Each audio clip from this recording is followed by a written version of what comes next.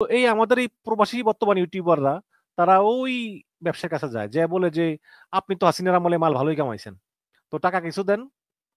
তো যদি বলে যে আচ্ছা দিলাম তাইলে চুপ, আর যদি না দেয় তাহলেই প্রবাসী সাংবাদিক তার ইউটিউবে, এবং বাংলাদেশে তার ভাইয়ের একটা ইউটিউব আছে ছোট ভাইয়ের, ওই ইউটিউবে ওই ব্যবসায়ের বিরুদ্ধে একটা রিপোর্ট করে। রিপোর্ট কিন্তু মিথ্যা করে না, রিপোর্ট ঠিক আছে, রিপোর্ট। প্রবাসী সাংবাদিক ইলিয়াস হোসেন জামাত ইসলামকে নিয়ে একটি মন্তব্য করেছিলেন। সেই মন্তব্যের পরে কিন্তু জামাত ইসলামের লোকেরা তার বিরুদ্ধে লেগে গিয়েছে। তো সাংবাদিক ইলিয়াসকে নিয়ে আবার মুখ খুলেছেন একজন প্রবাসী রাজনৈতিক বিশ্লেষক কাজী হেমায়তুদ্দিন ভাই। জামাত ইসলামের বিরুদ্ধে যে সাংবাদিক ইলিয়াস অভিযোগ করেছেন জামাত ইসলামের আমিরের গোপন ভিডিও আছে রয়ের কাছে, এই জন্য তিনি আওয়ামী লীগের পক্ষে কথা বলেন, এমন আরো অনেক কিছু আপত্তিকর কথা বলেছিলেন ইলিয়াস। তো ইলিয়াস কেন আসলে কথাগুলো বলেছেন, তিনি কিছু অভিযোগ করেছেন তারা নাকি বিভিন্ন জায়গা থেকে টাকা পায় ইলিয়াস বা প্রবাসী সাংবাদিকরা, সেই টাকার বিনিময়ে তারা নিউজ করে, যে টাকা দেয় তার পক্ষে নিউজ করে না, যে টাকা দেয় না তার বিরুদ্ধে তারা নিউজ ছাপিয়ে দেয়, তিনি এমন অভিযোগ করেছেন। আমরা তার আলোচনা আগে শুনে আসি, এরপর বিশ্লেষণ করব। সবাইকে শুভেচ্ছা জানাই। দর্শক, মনে হয় ৩-৪ দিন আগে আহ, প্রবাসী সাংবাদিক ইলিয়াস হোসেন তিনি আমাদের জামাত ইসলামের সম্মানিত আমির, তিনি ডক্টর শফিকুর রহমান, তাকে নিয়ে খুবই বাজে মন্তব্য করেছেন। খুবই বাজে মন্তব্য বলতে এরকম যে বলেছেন যে তার সঙ্গে নারীদের, মানে সরাসরি না বললেও মানে যেটা আহ, মন্তব্য করেছেন যে জামাত ইসলামের সম্মানিত আমির ডক্টর শফিকুর রহমান, তার সঙ্গে নারীদের গোপন ছবি আছে বা ভিডিও আছে, ওগুলা ভারতের গোয়েন্দা সংস্থা র, এই র এর কাছে আছে। এজন্য জামাত ইসলামের আমির তিনি ভারতীয় র এর এজেন্ট সন্তোষ শর্মা, সেই সন্তোষ শর্মাকে সঙ্গে নিয়ে তিনি মিটিং করেছেন। প্রথমত আমি তার এই মন্তব্যের তীব্র প্রতিবাদ জানাই, কারণ আহ, আমি মনে করি যে বাংলাদেশের একটি বড় রাজনৈতিক দল, সেই দলের একজন নেতা, একজন ইমানদার মুসলমান ডক্টর শফিকুর রহমান, তাকে নিয়ে এই ধরনের মন্তব্য করাটা খুবই দৃষ্টিকটু এবং কুরুচিপূর্ণ। লন্ডনে আমি ডক্টর শফিকুর রহমানের সান্নিধ্য পেয়েছি, তাকে কথা বলেছি, তার সঙ্গে কথা বলেছি। তিনি আপাদমস্তক একজন ভালো মানুষ। আমি জামাত করি না, আমি জামাতকে ভোটও দিব না, কিন্তু আমি বিশ্বাস করি যে জনগণের ভোটে যদি জামাত ক্ষমতায় আসে এবং ডক্টর শফিকুর রহমান যদি বাংলাদেশের প্রধানমন্ত্রী হয়, তাহলে এই লোকটার হাতে আমাদের দেশ অত্যন্ত নিরাপদ, এবং এই লোকটা একটা স্বাচ্ছা দেশপ্রেমিক। সুতরাং সেই লোকের মন্তব্য বা সেই লোকের আচার আচরণ নিয়ে আমাদের থাকতেই পারে বিরোধিতা, অনেকেই আছে সেটা পছন্দ না করতে পারেন। ডক্টর শফিকুর রহমানের কথাবার্তা সবাই পছন্দ করবেন এটা আমিও মনে করি না, বিরোধিতা থাকতেই পারে। কিন্তু তাই বলে আপনি মানে কোন প্রমাণ ছাড়া বলবেন যে ডক্টর শফিকুর রহমানের সঙ্গে নারীদের ভিডিও আছে, সেই ভিডিও ভারতের রয়ের হাতে আছে, এগুলো বলাটা অত্যন্ত কুরুচিপূর্ণ। এবং মাঝে মাঝে আমার মনে হয় কি যে একটা ইউটিউবার যখন ফ্যান ফলোয়ার বাড়ে তখন তার কিন্তু দায়িত্বটা অনেক বেড়ে যায়, যে হ্যাঁ, আমাকে এত লোক দেখতেছে। কিন্তু বাংলাদেশের কিছু কিছু ইউটিউবার, এদের যত ফ্যান ফলোয়ার বাড়ে বা সাবস্ক্রাইবার বাড়ে, এরা ততই গালিগালাজ খেস্তি খিউর বাড়াইয়া দেয় এবং মানুষের চরিত্র নিয়ে ছিনিমিনি খেলে। বাংলাদেশে প্রচুর দুর্নীতিবাজ আছে, এমনকি শেখ হাসিনার আমলে বাংলাদেশের প্রায় সব ব্যবসায়ীরাই তো দুর্নীতি করছে টুকটাক। তো এইরকম দুর্নীতির অনেক প্রমাণ সাক্ষী এগুলো যারা যারা ইউটিউবার আছে তাদের কাছে অনেকে পাঠায়, আমার কাছেও পাঠায়। তো পাঠাইলে আমি বলি যে ভাই, আমি কিন্তু দুর্নীতি নিয়ে কাজ করি না। কারণ আপনার কথা আমি সত্য বলেই ধরে নিচ্ছি, বাট সমস্যা হচ্ছে কি যে প্রমাণ ছাড়া তো আমি একটা খবর ছাপাতে পারি না, একটা প্রচার করতে পারি না। এখন বাংলাদেশে আপনি যার কথা বলতেছেন যে দুর্নীতি করছে, বাংলাদেশে আসলে ওই লোক দুর্নীতি করছে কি করছে না সেটা তো আমার জানার বিষয় না। আমি থাকি লন্ডনে, বা আমার জানার কথাও না, আমি ইনভেস্টিগেশন করতে পারবো না, আমার সেই লোকও নাই আমার কাজেই এই খবরটা আমি প্রকাশ করতে পারবো না। আমি সাধারণত রাজনৈতিক বিশ্লেষণ করি, এবং আমার বিশ্লেষণও খুবই নিম্নধর্মী। যারা বোঝে বোঝে, যারা মনে করে যে আমি তেমনটা পারি না, ভালো কথা, না পারলে শুনবেন না, কিন্তু আমি ওই দুর্নীতি নিয়ে খবর প্রকাশ করি না। তো তারপরে দেখা যায় যে আসলে ওই অনেকেই উদ্দেশ্য নিয়ে বলে, যেমন ওই আওয়ামী লীগের 7 জানুয়ারি নির্বাচনের আগে আওয়ামী লীগের নেতা বলে, ভাই আওয়ামী লীগের অমুক নেতা সে তো দুর্নীতিবাজ, আপনি প্রচার করেন। পরে খোঁজ নিয়ে দেখলাম যে আসলে এই লোক মনোনয়ন চায়, এজন্য ওই লোককে বিতর্কিত করার জন্য এই লোকগুলা করে। তো এই আমাদের এই প্রবাসী বর্তমান ইউটিউবাররা তারা ওই ব্যবসার কাছে যায়, যে বলে যে আপনি তো হাসিনার আমলে মাল ভালোই কামাইছেন, তো টাকা কিছু দেন।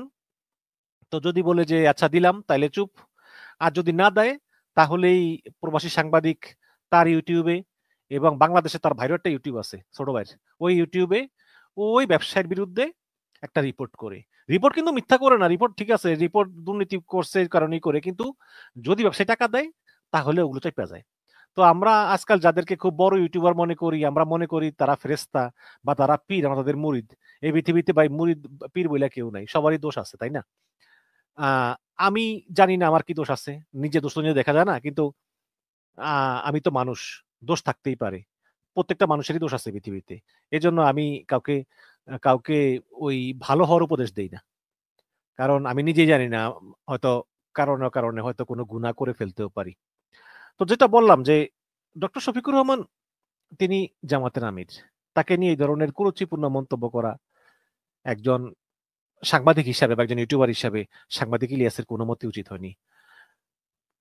আমি দেখেছি যে সন্তোষ শর্মা, এখন দেখেন সন্তোষ শর্মাকে দাওয়াত দিয়েছেন, আমি এই বিষয়টা নিয়ে জামাতের অনেকের সঙ্গে আলাপ করেছি। আমার সঙ্গে জামাতের ওদের খুব ভালো সম্পর্ক, আমি এই লন্ডনে তাদের অনেক স্নেহ পেয়েছি, ভালোবাসা পেয়েছি, সত্য কথা, বিএনপিরও পেয়েছি। হাসিনা বিরোধী সবাই আমার কাছে ভালো, সবাই, জামাত ইসলাম, বিএনপি, এনসিপি সবাই ভালো। এখন যদি এইসব ইউটিউবারদের কাছে ভালো না হয়, তাহলে আমি বলবো যে ইউটিউবারদেরকে বলবো যে আপনারা যদি মনে করেন যে বিএনপির কাছে দেশ নিরাপদ না, জামাতের কাছে দেশ নিরাপদ না, আপনারা নিজেরা এসে একটা একটা দল গঠন করেন, দেখেন আপনার জনগণকে আপনাদেরকে কাছে আসে কিনা। ইউটিউবিং আর রাজনীতি এক কথা না। ভারতের একজন সবচেয়ে বড় ইউটিউবার, তার কয়েক মিলিয়ন সাবস্ক্রাইবার, সেই ইলেকশনে দাঁড়িয়ে 300 ভোট পেয়েছিল। রাজনীতি এত সহজ না রে ভাই। এখন সন্তোষ শর্মার সমস্যা হচ্ছে কি, আপনার সন্তোষ শর্মার বিরুদ্ধে অভিযোগ করেছেন মুফতি হারুন ইজাহার ভাই। মুফতি হারুন ইজাহারকে আমি অনেকদিন থেকেই চিনি, অত্যন্ত একজন ভদ্র মানুষ, আলেম মানুষ, এবং ওনার বয়স কিন্তু বেশি না, ইয়াং মানুষ। তো উনি একটা অভিযোগ করেছেন যে আওয়ামী লীগ সরকার যখন তাকে গ্রেপ্তার করেছিল তখন সন্তোষ শর্মা জেলখানার ভিতরে ছিলেন এবং তিনি জিজ্ঞাসাবাদ করেছিলেন। এখন প্রশ্ন হচ্ছে যে জেলখানার ভিতরে কি কোনো সিভিল মানুষ যেতে পারে? এটা তো একটা বন্দি কয়েদের জায়গা, এখানে তো শুধু কারারক্ষী বা পুলিশ বা আইন শৃঙ্খলা বাহিনীর সঙ্গে সম্পর্কিত লোকেরাই থাকবে, যেতে কি পারে? প্রশ্ন, উত্তর হচ্ছে যে হ্যাঁ পারে।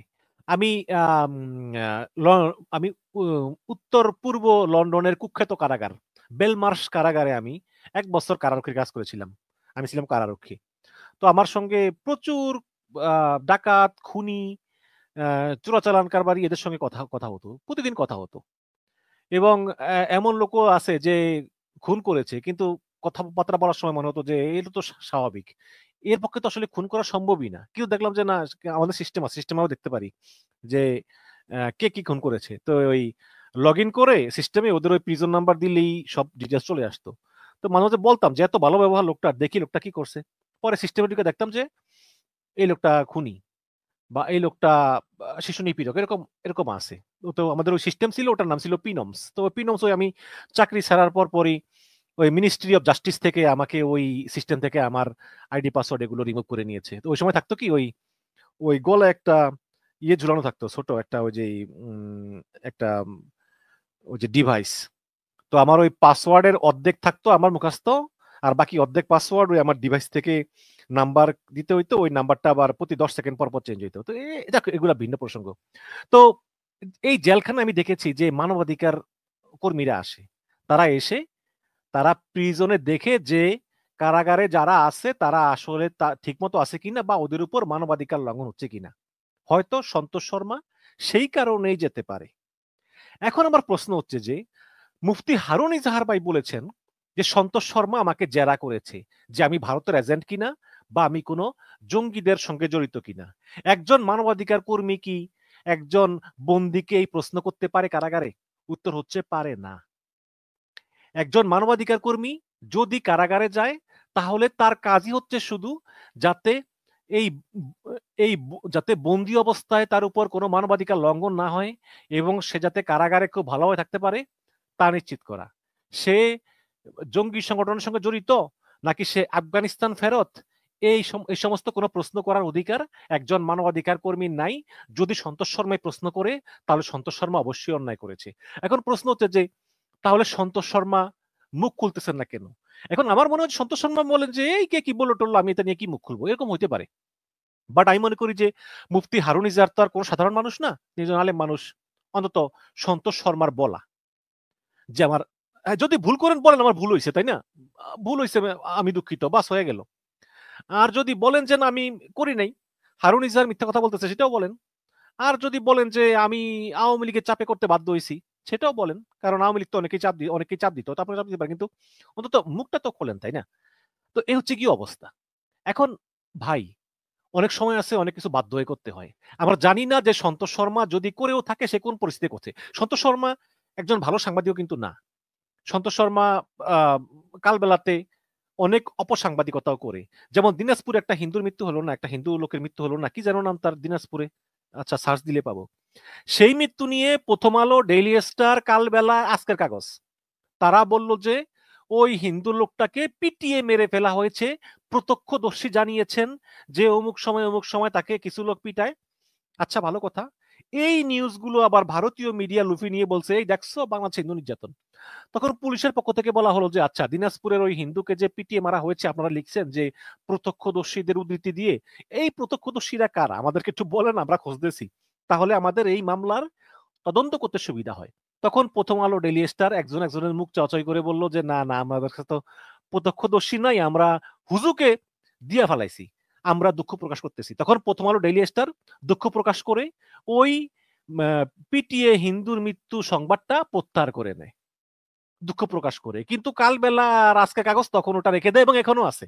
তো এই কালবেলার তো অপসাংবাদিকতা আছেই, এবং তারপরেও হয়তোবা অনেকে আছে যে বাধ্য হয়েও করে। দেখুন, মুফতি হারুন ইজাহার, তাকে কিন্তু আওয়ামী লীগের আমলে গ্রেপ্তার করে নিয়ে জেলখানায় প্রচুর নির্যাতন করা হয়েছে, প্রচুর নির্যাতন করা হয়েছে। তারপরে এই হারুন ইজাহারের পরিবার যোগাযোগ করছে ব্যারিস্টার নওফেলের সঙ্গে, যেই ব্যারিস্টার নওফেল ওই যে মহিউদ্দিন চৌধুরীর ছেলে চট্টগ্রামের, এই ব্যারিস্টার নওফেলের সঙ্গে যোগাযোগ করে অনেক তদবির টদবির করে তারপরে এই মুফতি হারুন ইজাহারের মুক্তির ব্যবস্থা করে আওয়ামী লীগের আমলে। দেখুন, মুফতি হারুন ইজাহারের পরিবার বা জেল থেকে মুক্ত হয়ে যদি মুফতি হারুন ইজাহারের সঙ্গে কিন্তু ছবিও আছে সেই ব্যারিস্টার নওফেলের, এই চট্টগ্রামের শিক্ষামন্ত্রী ছিল নওফেলের। এখন মুফতি হারুন ইজাহার তিনি যদি কারাগার থেকে মুক্ত হয়ে সেই নওফেলের সঙ্গে দেখা করে, এটা কি কোনো অন্যায়? আমি মনে করি অন্যায় না, কারণ অনেকে অনেক কথা বলেন ভাই। শেখ হাসিনার কারাগারে যাওয়া মানেই কিন্তু ফিরে আসার কোনো নিশ্চয়তা নাই। মুফতি হারুন ইজাহারকে ধরে নিয়ে যায়, তার উপর নির্যাতন করা হয়, এবং শেখ হাসিনার আমলে আলেমদের উপর যেভাবে নির্যাতন করা হতো, প্রত্যেকটা আলেম ভয় কাঁপতো যে এই বুঝি আমি আর ফিরে আসবো না, তাই না? আরে ভাই, সবার আগে তো আমার জীবন, আমি দেশ, রাজনীতি, অর্থনীতি, আমি আমার জীবন চলে গেলে তো কিছু থাকবে না। তো হাসিনার কারাগার মানেই ছিল একটা বিভীষিকাময়। সে অবস্থায় মুফতি ইজাহারের পরিবার, হারুন ইজাহারের পরিবার দিক বিদিক হয়ে একটু কার কাছ থেকে একটু সাহায্য পায়, চেষ্টা করেছে। হয়তো বা ব্যারিস্টার নওফেল হেল্পও করেছে, হয়তো বা মুক্তির পর নওফেলের সঙ্গে দেখাও করেছে।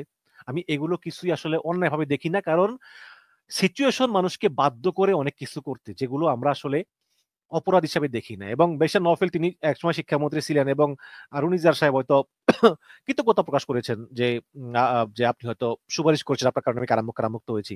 কিন্তু এগুলি নিয়ে তো আমরা দোষ দিই না, তাই না? এখন জামাত ইসলাম বা বিএনপি, এরা সন্তোষ শর্মাকে ডেকেছে এই কারণে যে বিএনপি এবং জামাত ইসলামের মতো দল, তারা কিন্তু ক্ষমতায় আসার জন্য একটা দল, ক্ষমতায় আসতে পারে তেমন একটা দল, এবং তাদের প্রত্যেকটা কথা বলার সময় চিন্তা করে বলতে হয়। ডক্টর ইউনূস, তিনি তো দেখা করেছেন নরেন্দ্র মোদীর সঙ্গে, এবং নরেন্দ্র মোদীর সঙ্গে দেখা করার জন্য তিনি অত্যন্ত ব্যস্ত ছিলেন। তিনি অনেকবার ভারতকে রিকোয়েস্ট করেছেন যে আমি একটু নরেন্দ্র মোদীর সঙ্গে মিটিং এ বসতে চাই, এবং ভারত বারবার রিফিউজ করতেছিল। এবং যেদিন ইউনুস নরেন্দ্র মোদীর সঙ্গে মিটিং এ বসে, সেদিনও কিন্তু কনফার্ম না যে নরেন্দ্র মোদী মিটিং এ বসবেন কিনা। নরেন্দ্র মোদী বড় দেশ, তাদের ভাব বেশি। তাহলে সেখানে কেন ইউনুসকে বলা হলো না যে ইউনুস ভারতের দালাল? কারণ হচ্ছে যে আন্তর্জাতিক রাজনীতি, ইন্টারন্যাশনাল রিলেশন, ডিপ্লোমেসি এভাবেই চলে। এই পৃথিবীতে বন্ধু দেশ বলে কিছু নাই। প্রত্যেকটা দেশই তাদের স্বার্থ নিয়ে চলে। ভারত আমাদের ততটুকুই বন্ধু যতটুকু আমাদের স্বার্থের অনুকূলে, এর বেশি না। আমি একটা কথা স্পষ্টভাবে বলতে চাই যে শেখ হাসিনা যেভাবে ভারতের দাস হয়েছিল, প্রভু হয়েছিল, মানে কৃতদাস হয়েছিল, ভারতকে প্রভু মনে করত, যদি বিএনপি এবং জামাত তার 25% অনুসরণ করে, মানে 100 ভাগের 4 ভাগের 1 ভাগ বিএনপি জামাতকে জনগণ আস্থা করে নিক্ষেপ করবে। হাসিনার মতো এইরকম নিকৃষ্ট খুনিকেই যখন জনগণ আন্দোলন করে সরাইতে পেরেছে, তাহলে এই বিএনপি জামাতকে সরাতে জনগণের এত কষ্ট হবে না। সুতরাং এটা কি বিএনপি জামাত বোঝে না? অবশ্যই বোঝে। এখন প্রশ্ন হচ্ছে, বুঝেও কেন সন্তোষ শর্মাকে দাওয়াত দিল? দেখুন, সন্তোষ শর্মা একজন হিন্দু নেতা। তিনি বাংলাদেশ পূজা উদযাপন পরিষদের সভাপতি। এক সময় জামাত কিন্তু অনেক কথা বলতো, তখন জামাত ছিল ছোট দল। এখন জামাত এককভাবে ক্ষমতায় যাওয়ার স্বপ্ন দেখে এই কারণে জামাত এবং বিএনপি, যেহেতু দুইটা বড় দল, দুটো দলই ক্ষমতায় যাওয়ার স্বপ্ন দেখে, কাজেই এই দুইটা দলের ভিতরে জাতীয় ঐক্যের একটা ডাক দেওয়া এবং এই দলগুলোর প্রধানের একটা অভিভাবক সুলভ বা নেতা সুলভ, জাতীয় নেতা সুলভ আচরণ করাটা কিন্তু স্বাভাবিক। তারেক রহমান, ডক্টর শফিকুর রহমান, এরা এমন ভাবে ট্রিট করবে যে সে এই দেশের অভিভাবক। আপনি দেখেন যে একটা মানে পরিবারের কথাই বলি, একটা পিতা, তার এক সন্তান ভালো, এক সন্তান খারাপ, সে কি খারাপ সন্তানকে ফেলে দেয়? ফেলে তো দেয় না। এখন সন্তোষ শর্মা তো আর ভারত থেকে আসেনি, তাই না? সন্তোষ শর্মা তো এই দেশেরই সন্তান। এখন সেই সন্তোষ শর্মা যদি কারাগারে গিয়ে থাকেন, এখন তো হাসিনা ক্ষমতায় নাই, তাহলে মুফতি হারুন ইজাহার ভাই কেন মামলা করতেছেন না? কেন তিনি মামলা করতেছেন না যে এই সন্তোষ শর্মা আমাকে জিজ্ঞাসাবাদ করেছে? যদি সে করেই থাকে, সন্তোষ শর্মা যদি এই মানবাধিকার কর্মীর ছদ্মবেশে তিনি কারাগারে গিয়ে জিজ্ঞাসাবাদ করেন, তো এটা অবশ্যই অন্যায়। একজন মানবাধিকার কর্মী কখনো একজন বন্দীকে জিজ্ঞেস করতে পারে না যে তিনি জঙ্গি সদস্য কিনা, তিনি একবার আফগানিস্তান থেকে তিনি ট্রেনিং নিয়ে এসেছেন কিনা। তাহলে মামলা করেন না কেন হারুন ইজাহার ভাই? এটা হচ্ছে কি একটা প্রশ্ন। আর দ্বিতীয় হচ্ছে যে বিএনপি এবং জামাত, আমি একটা কথা বলি, আমি সবসময় বলি যে আমি জামাতকে ভোট দেবো না, বিএনপিকে ভোট দেবো। কেন বলি জানেন? কারণ বাংলাদেশের যে 10% হিন্দু, সেই 10% হিন্দুর রিপ্রেজেন্ট কিন্তু জামাত করে না। এবং জামাতের ভিতরে যেমন একজন হিন্দু কিন্তু জামাতের সর্বোচ্চ পদে যেতে পারে না। তো এই কারণে আমি মনে করি যে আমি বিএনপিকে ভোট দেব। বাট জামাত ইসলামের ইন্টার পার্টি ডেমোক্রেসি সহ আরো নানাবিধ জিনিসগুলো কিন্তু খুব ভালো। বিশেষ করে জামাতে পরিবারতন্ত্র নাই, যেটা বিএনপিতে আছে, আওয়ামী লীগে আছে। জামাতের কিছু ভালো ভালো দিক আছে। এখন জামাত সেটা বুঝতে পেরে তারা তাদের পার্টিতে নারীদের অংশগ্রহণ বাড়িয়েছে। এবং আজকে শুনলাম জামাতের একজন নেতা বলেছেন যে তাদের দলে নারীদের অংশগ্রহণ প্রচুর বেশি, অন্যান্য দলের চেয়েও বেশি, যেটা খুবই ভালো সংবাদ। এবং তারা বলেছেন যে আমরা হিন্দু ধর্মের লোকদেরকেও মনোনয়ন দিব। সম্প্রতি জামাত ইসলামের আমির এবং শফিকুর রহমান এবং নায়েবে আমির ডক্টর আব্দুল্লাহ মোহাম্মদ তাহের এবং জামাত ইসলামের ইউরোপ মুখপাত্র ব্যারিস্টার আবু বকর মোল্লা তো আমার খুব কাছের মানুষ, তার সঙ্গে প্রায় কথাবার্তা, আমার টকশোতে এসেছেন কয়েকবার। তো তার কাছে জানতে পারলাম যে সেখানে এই জামাত ইসলামের সঙ্গে এই ইউরোপের যে নেতৃবৃন্দ, যে ইউরোপের যে সদর দপ্তর ব্রাসেলসে, বেলজিয়াম রাজধানী ব্রাসেলসে, সেখানে আলাপ হয়েছে যে জামাত ইসলাম কিভাবে মানে কি মনে করে তারা ক্ষমতায় গেলে তারা কি আইন করতে চায়, বা যারা ইসলাম ধর্ম মানে না, যারা হিন্দু বা যারা প্রগতিশীল, তাদের ব্যাপারে জামাত কি ধারণা পোষণ করে। তো আমি ডিটেলস জানি না, বাট সেখানে যেসব আলোচনা হয়েছে সেটা নিয়ে ইউরোপিয়ান ইউনিয়ন সন্তুষ্ট। তো সেখান থেকে ফিরে এসে জামাত বলেছে যে তারা যে কোনো হিন্দু ধর্মের লোক ইচ্ছা করলেও কিন্তু জামাত থেকে দাঁড়িপাল্লা মার্কা নিয়ে সে নির্বাচন করতে পারবে, যেটা আমি এটাকে অবশ্যই ভালো দিক মনে করি। এখন যেহেতু এই জামাত এবং বিএনপি দুইটা বড় দল, তারা সবসময় বলে যে হিন্দুদেরকে বলে বা বৌদ্ধদেরকে বলে যে তোমরা তোমাদের লিডারকে পাঠাও। এখন সে লিডার কারা? সেই লিডারের ভিতর যেমন বাংলাদেশ হিন্দু জোট, এই হিন্দু জোটের থেকে একজন নেতা আসে, তিনি হচ্ছেন গোবিন্দ চন্দ্র প্রামাণিক। তারপরে হিন্দু বৌদ্ধ খ্রিস্টান ঐক্য পরিষদ থেকে আগে তো আসতো রানা দাশগুপ্ত, এখন মনে হয় অন্য কেউ আসে। তারপরে পূজা উদযাপন পরিষদের সভাপতি হিসাবে এই সন্তোষ শর্মা আসে। এখন এই সন্তোষ শর্মাকে পূজা উদযাপন পরিষদের নেতা বানালো কে? বিএনপি বানাইছে? বিএনপি তো বানায় নাই। জামাত বানাইছে? জামাত তো বানায় নাই।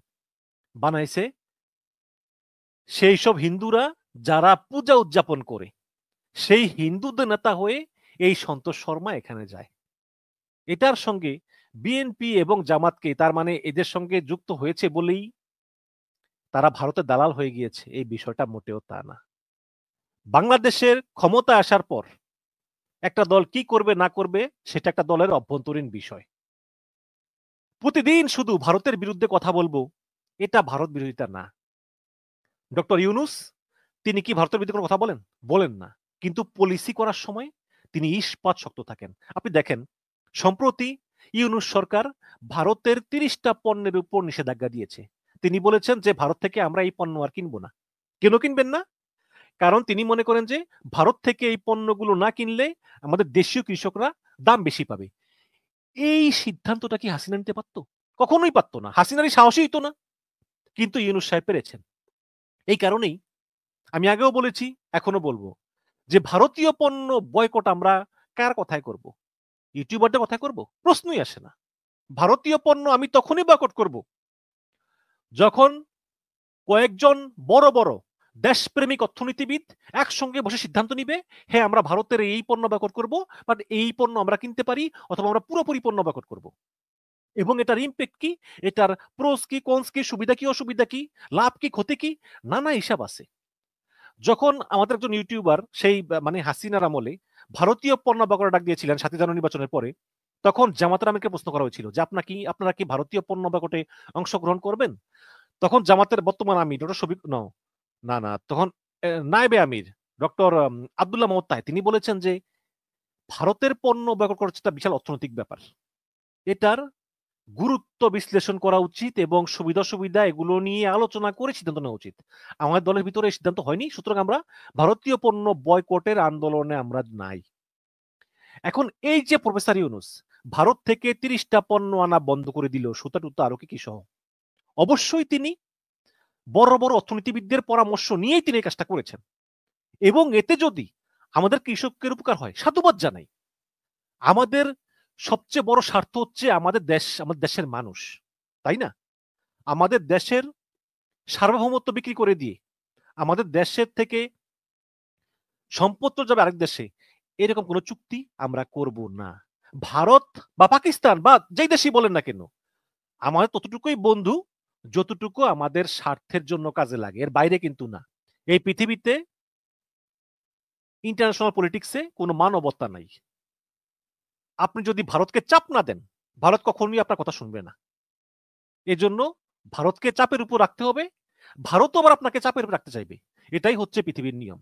হাসিনা বলেছিল না যে ভারতকে যা দিয়েছি তা সারা জীবন মনে রাখবে।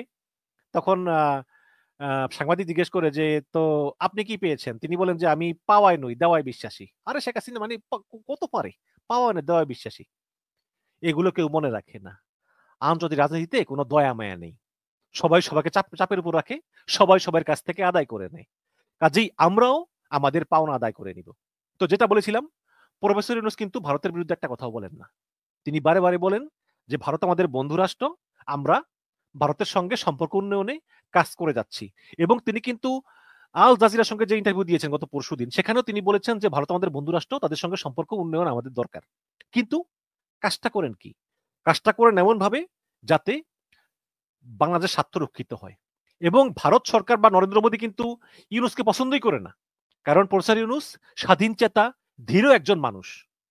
এবং প্রফেসর ইউনুসের কারণে আমরা আসলে এই হাসিনা পতনের পর থেকেই পর্যন্ত আমরা বুঝেছি যে আসলে স্বাধীন পররাষ্ট্রনীতি কাকে বলে, কিভাবে স্বাধীনভাবে বেঁচে থাকা যায়, কিভাবে ভারতের সেবাদাস না হয়েও দেশ পরিচালনা করা যায়, আমাদেরকে সেটা শিখিয়েছেন প্রফেসর ইউনুস।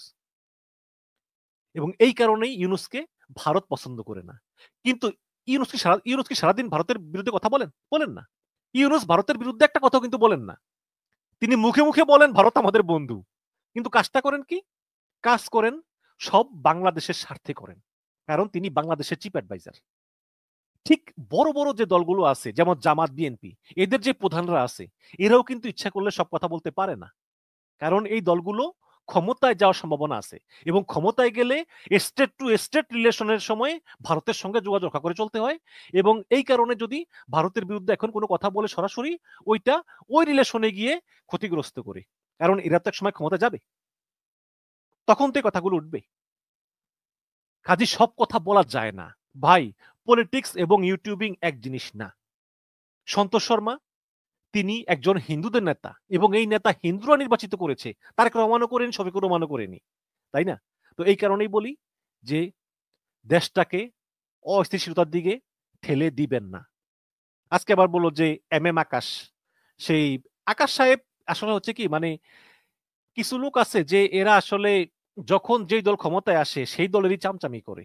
মানে এরা ওই চামচামি করে কি ওই যে একটু ডিপার্টমেন্টের একটু প্রধান পদটা চায়, একটু চাকরি টাকরি রাখতে চায়। এম আকাশ হচ্ছেন একজন সেই ধরনের বামপন্থী নেতা। তিনি এক সময় হাসিনার আস্থাভাজন ছিলেন, এখন দেখলেন যে হাসিনার খানা নাই, এখন বাম দলে যোগ দিয়েছেন। এখন তিনি নাকি বলেছেন যে বিএনপির সঙ্গে আমাদের কথা হয়েছে যে আমরা ওই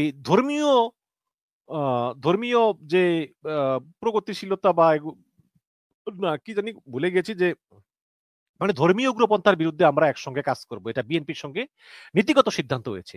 এটা বলেছেন সেই এম আকাশ, ঢাকা বিশ্ববিদ্যালয়ের শিক্ষক। কিন্তু বিএনপি কিন্তু এই ব্যাপারে কিছুই বলে নেই, এটা আকাশ সাহেবের কাছ থেকে আমরা শুনেছি। তবে হ্যাঁ, আমি মনে করি যে বিএনপি যদি আকাশ সাহেবের সঙ্গে এই ধরনের কোনো কথা বলেও থাকে তাহলে ধর্ম নিয়ে কোনো কথা হয়নি।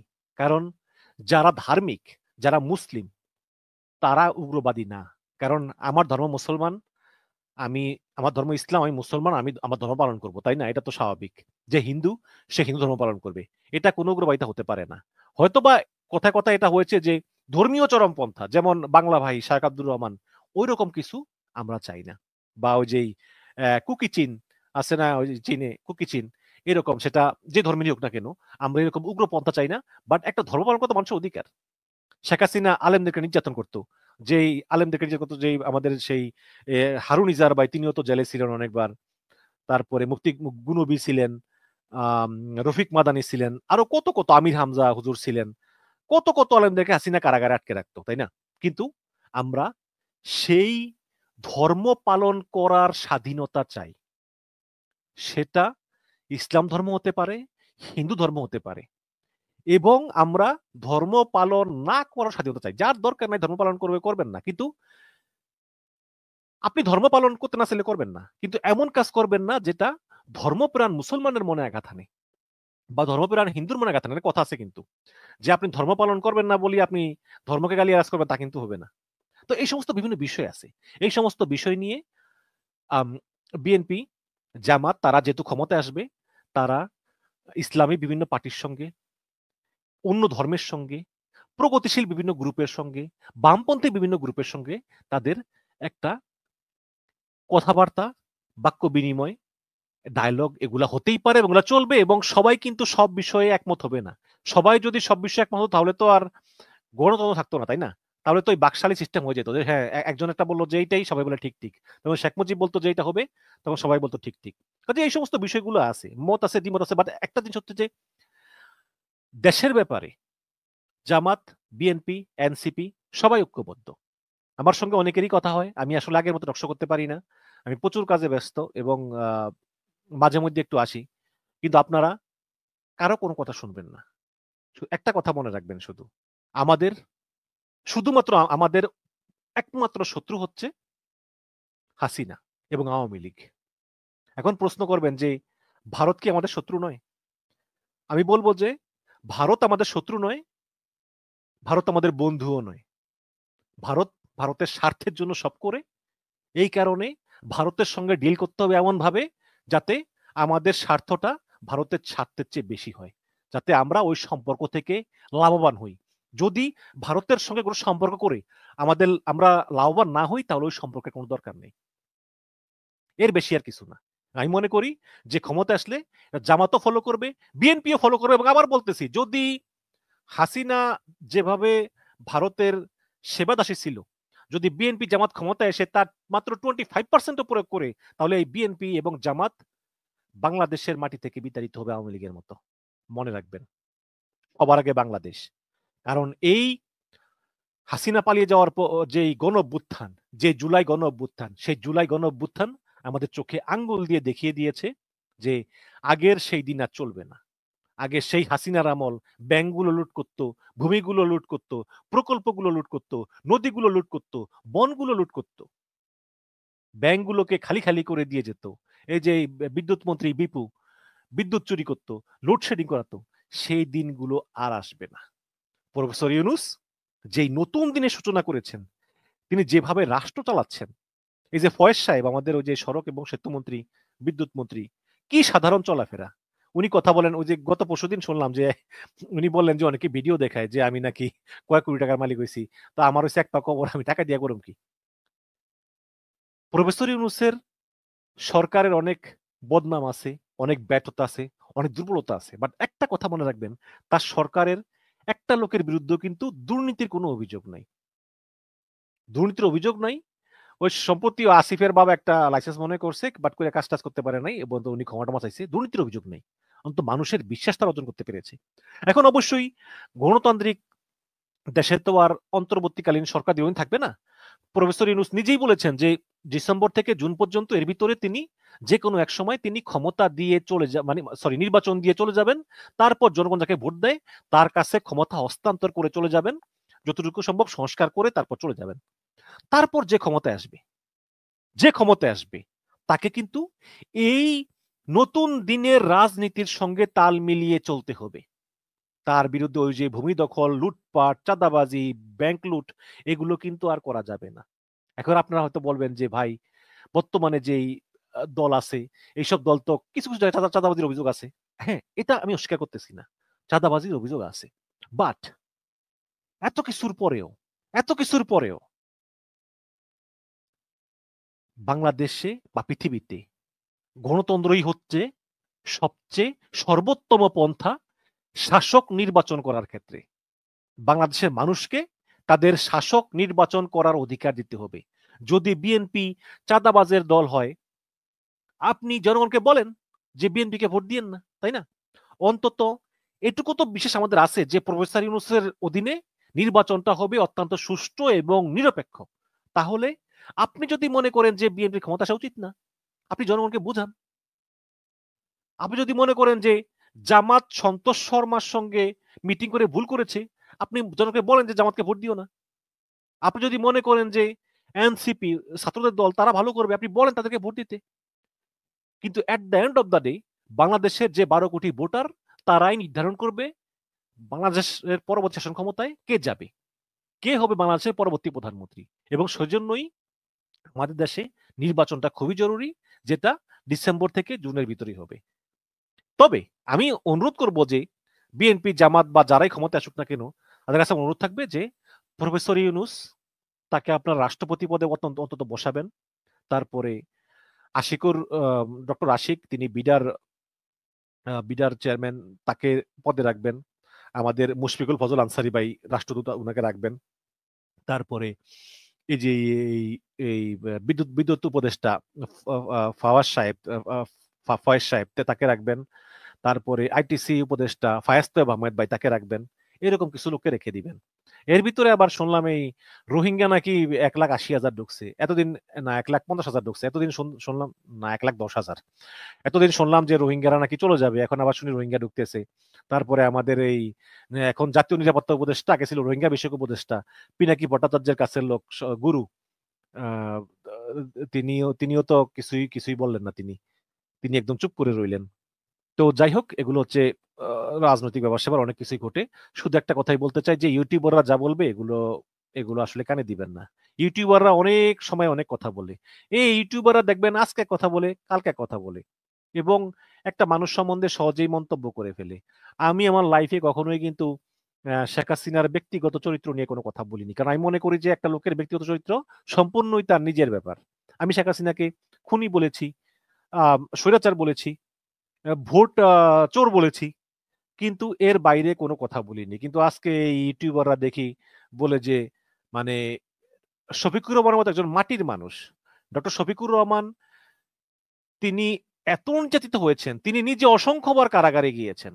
ভাই আপনারা যারা, আমি আমি বলি আপনাকে, আমি তো ভিডিও কম বানাই নেই। আপনাদের সবচেয়ে পছন্দের যে ইউটিউবার, আমি তার আগে থেকে ভিডিও বানাই। ঠিক আছে, হয়তো আমি ভিডিওতে গালিগালাজ করতে পারি না, বা ভারতের বিরুদ্ধে জোরালো গলায় কোনো কথাও বলি না। এই কারণে আমার সাবস্ক্রাইবারও কম, ভিউয়ারও কম, কিন্তু আমি ভিডিও কিন্তু ওই ইউটিউবারের চেয়ে অনেক আগে আগে আগে বানাই। কিন্তু বিদেশে বসে বসে ভিডিও বানানো আর দেশে বসে আন্দোলন করা এক কথা না। যেই লেখাপড়া না জানা শ্রমিক ছেলেটা পুলিশের বুকের সামনে নিজের বুক পেতে দিয়েছে, সেই ছেলেটা আমার মতো হাজারো ইউটিউবারের চাইতেও সে উত্তম। কারণ ইউটিউবিং করে হাসিনাকে কোনোদিনও ফালানো যেত না যদি ওই এসব বিশ্লেষণ আলোচনা শুনেছেন, শুনে মন্তব্য করবেন। তো আমার ব্যক্তিগত মতামত হচ্ছে টাকা হয়তো বা অনেক প্রবাসী সাংবাদিকই নেয়, কিন্তু সাংবাদিক ইলিয়াসরা টাকা নিয়ে নিউজ করে না। যদি তারা নিউজ করতো তাহলে অনেক কিছু তারা করতে পারতো।